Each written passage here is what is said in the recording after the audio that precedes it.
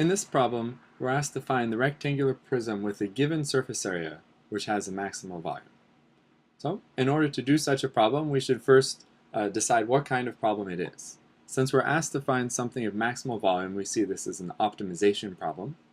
But we're given extra information that the prism must have surface area A, so that is a constraint. And this is hence a constrained optimization problem.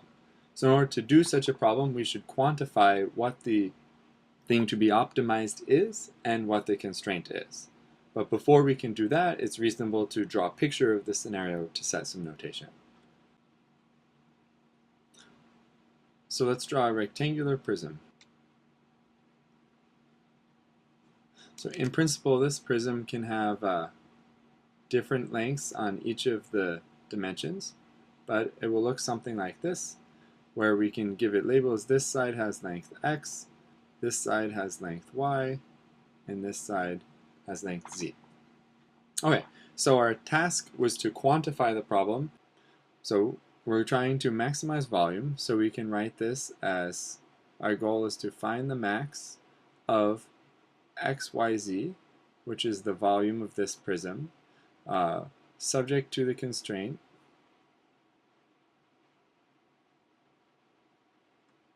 that surface area equals A, which in this case means A equals 2 times the surface area of this side plus 2 times the surface area of that side plus 2 times the surface area of the top. So that's A equals 2xy plus 2xz plus 2yz. All right. Now we can identify this. For convenience, we'll call this f of xyz. And the constraint, we'd like to put in the form g of xyz equals 0. So this is g of xyz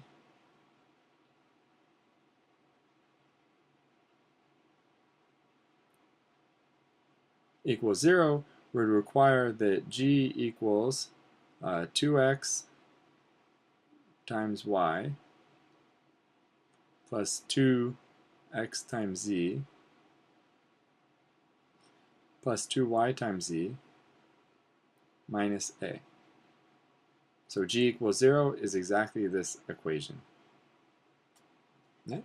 Now, since we have a constrained optimization problem, we can use the tool of Lagrange multipliers, which is to say we should form the function h of x, y, z, and lambda, the Lagrange multiplier, which equals f minus lambda g. So in this case, this function is xyz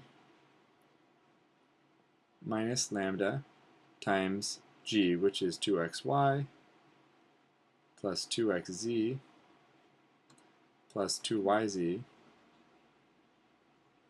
minus a. So we've reduced the problem to that of optimizing h as a function of x, y, z, and lambda. So to do that, we would compute the gradient of h and set that equal to 0. So we would need to compute where is dxh equal to 0, dyh equal to 0, dzh equal to 0, and d lambda h equals to 0.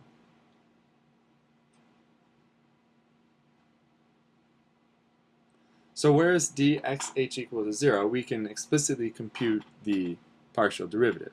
So that derivative is yz minus 2 lambda y minus 2 lambda z, and that must equal 0. Similarly, for the derivative with respect to y, we get xz minus 2 lambda y minus 2 lambda z equals 0.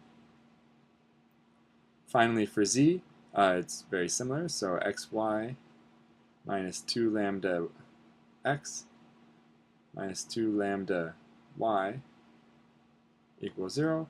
And finally, we get our constraint back by differentiating with respect to lambda. We get minus 2xy plus 2xz plus 2yz minus a equals to 0. So we have a set of 4 equations with 4 unknowns which we need to solve. When given such equations, the first thing we should ask is, are they linear? In this case, we see that these equations are not linear because the y and z, which are both unknowns, are multiplied by each other. So we cannot use normal linear algebra techniques to solve this equation. So one technique that we could do, and this is a trick that's handy in many problems of Lagrange multipliers, is to solve for lambda. So let's do that. Let's, for each of these equations, solve for lambda. So this says that lambda is equal to yz over 2 y plus z. This second equation says lambda is equal to xz over 2 x plus z. And our third equation says xy over 2 times x plus y is equal to lambda. All right, now we have 3 expressions of y and z, x and y that are all equal to each other. But in order to actually find what x, y, and z are, it helps to simplify this even further. One of the things we notice in this expression here, all of the y's and the z's appear twice. But if we were to divide by yz from the numerator to the denominator, then y and z would only appear once. So what we could see would be taking this equation here and dividing the right side by yz over yz, we get that lambda is equal to 1 over 2 1 plus z plus 1 over y. Similarly, the second equation gives us lambda equals 1 over 2 1 plus z plus 1 over x. And the third equation gives us lambda equals 1 over 2 1 plus x, 1 over x, plus 1 over y. So all these 3 things are equal, and so we can equate 1 over z plus 1 over y, which equals 1 over z plus 1 over x, which equals 1 over x plus 1 over y.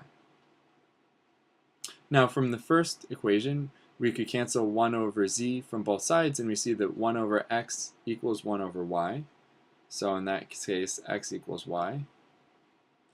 And the second equation, we could cancel the 1 over x from both sides, so we see 1 over z equals 1 over y, so z equals y. And so x equals y equals z. So we come to the conclusion that the rectangular prism of surface area A, which has maximal volume, it's a cube. Because x equals y equals z.